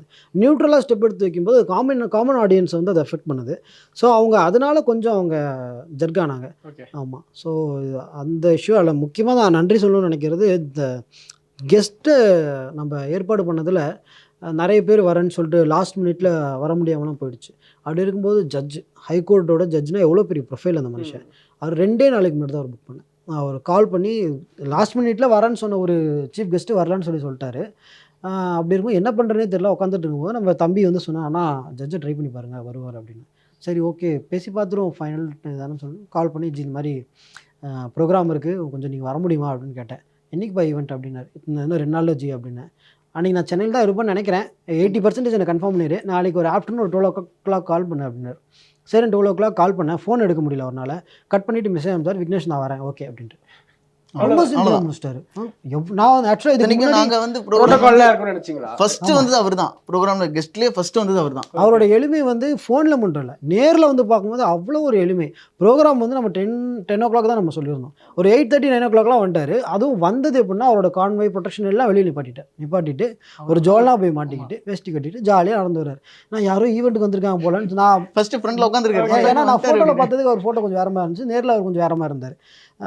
கட்டிங்லாம் பண்ணி தான் டிஃப்ரெண்ட்டாக இருந்தேன். நான் யாரோ வராங்க போல நினச்சிட்டு நான் பாட்டுக்கு பேசிகிட்டு இருக்கேன். தம்பி ஓடி வந்தானா ஜட்ஜு வந்துட்டாரா. ஆமாம் இவர் தான் ஜட்ஜு. அவ்வளோ எளிமை. அதே மாதிரி ஒரு தலைக்கணமே இல்லாமல் ரொம்ப சிம்பிளாக இருந்தார். உண்மையிலே அவர் நம்ம தம்பிங்க 2 பேர் கூட இருந்தவங்க, அப்புறம் மீனாஜி, முத்துராமன்ஜி, ஸ்மார்ட்டு, இவங்களாம் இல்லை அப்படின்னா அந்த ப்ரோக்ராம் சக்ஸஸ்ஃபுல்லாக நடந்திருக்காது. ஆமாம், அதில் ஸ்மார்ட் நம்ம சேர்ந்து அந்த ப்ரோக்ராம் நடத்துகிறோம். ஸோ பாலிடாக்ஸ் முதல்ல இன்டர்வியூ நீங்கள் கொடுத்துருக்கீங்க, அதுக்கு முதல்ல நன்றிகளை தெரிவிச்சுக்கலாம். தொடர்ச்சியாக நம்மளுடைய சேனலில் நம்ம இன்ட்ராக்ஷன் உங்களுடைய ஜேர்னி மட்டும் இல்லாமல் நிறையா பாலிடிக்ஸ் நம்ம டிஸ்கஸ் பண்ண வேண்டியிருக்கு. அடுத்த முறை நம்ம கண்டிப்பாக பண்ணுவோம். நேரில் வந்து பேசுவீங்க. நன்றி. நீங்களும் வளர்ந்து நாட்டிற்கு தொண்டாற்ற வாழ்த்துக்கள். ரொம்ப நன்றி.